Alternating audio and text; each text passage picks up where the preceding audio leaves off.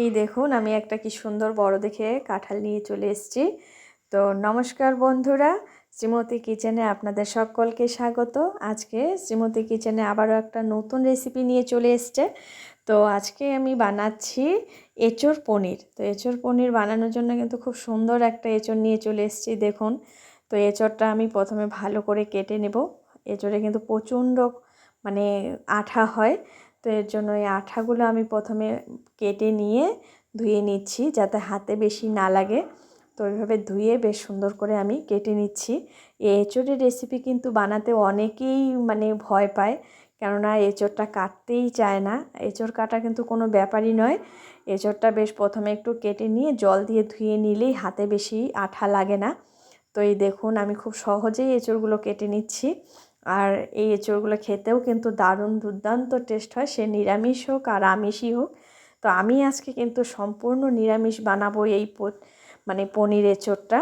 তো এই দেখুন আজকে আমি এই পনির এঁচোড় বানানোর জন্য প্রথমে এঁচোড়টা ভালো করে কেটে নিয়ে একটু জলে ভাপ দিয়ে নেব, যে একটা আঠা থাকে সেই আঠাটা বেরিয়ে যাবে এর জন্য। তা আমি কিছু মশলা করে নিচ্ছি। মশলাগুলো বেশি কিছু নেব না, যেহেতু নিরামিষ করব। নিয়েছি কয়েকটা পাকা লঙ্কা, আদা আর জিরে। তো এইগুলো ভালো করে আমি এখন বেটে নেব। তো এই দেখুন আমার মশলাটা প্রায় করা হয়েই গেছে। ওইদিকে আমার এঁচোড়টাও হয়তো ভাপ দেওয়া হয়ে গেছে।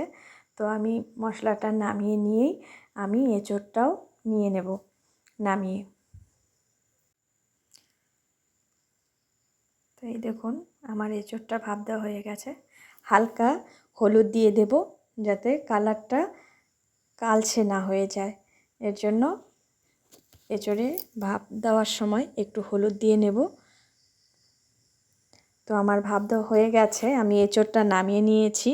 তো যেহেতু আমি পনির এঁচোড় করব, এর জন্য এই দেখুন আমি পনিরটা বাড়িতেই বানিয়ে নিয়েছি।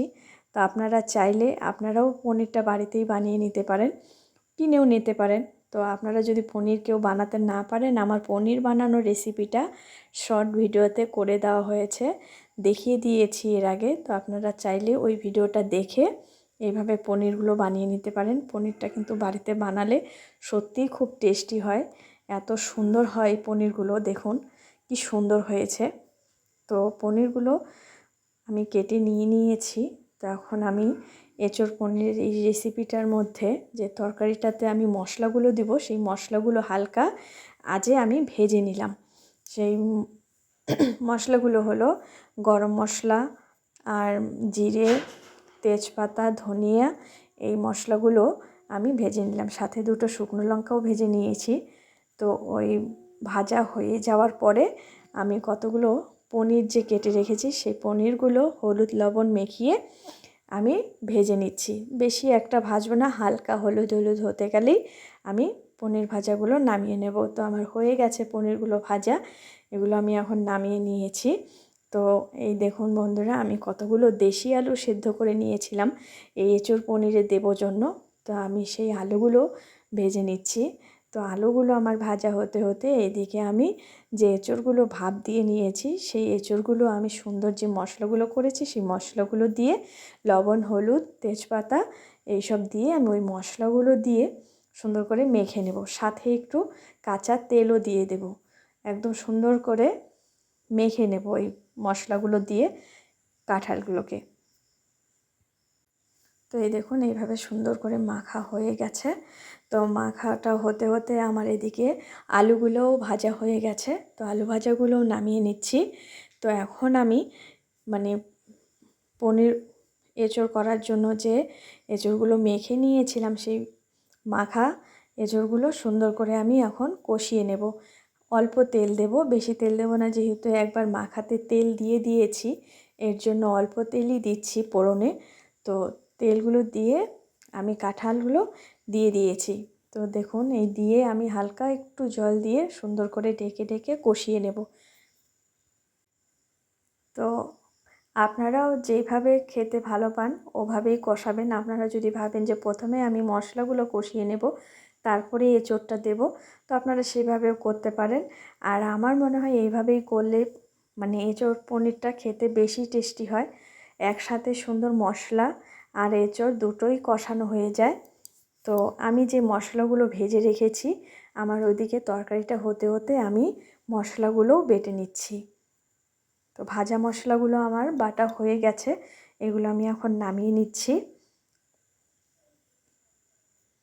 তো এই দেখুন আমার পনিরের তরকারি প্রায় হওয়ার দিকে হয়ে এসছে। আর তো এখন আমি পনিরগুলো দিয়ে দেব, বেশি একটু মানে আগেই দেব, নামানোর বেশ কিছুটা আগেই দিয়ে দেব। পনিরটাও বেশ ভালো আরও সাথে একটু সেদ্ধ হবে, বেশ ভালো লাগবে, পনিরটাও নরম নরম হয়ে যাবে। তো এই দেখুন আমার রেসিপিটা প্রায় হয়ে আসছে, পনির এঁচড়। তো আমার ভেজে রাখা মশলাগুলো যে বেটে রেখেছি ওইগুলো দিয়ে সামান্য পরিমাণে ঘি দিয়ে আমি মানে পনির এঁচড়টা আমি নামিয়ে নেব। তো এই যে দেখুন আমার পনির এঁচড় হয়ে গেছে, আমি এখন নামিয়ে নিচ্ছি। তো বন্ধুরা, আমার এই রেসিপিটা তোমাদের কেমন লাগলো অবশ্যই কিন্তু আমাকে কমেন্ট করে জানাবেন। আর এইভাবে যদি তোমরা কেউ খেয়ে না থাকো তো অবশ্যই কিন্তু একবার বানিয়ে খেয়ে দেখুন, অন্তত একবার খেয়ে দেখো কেমন লাগে।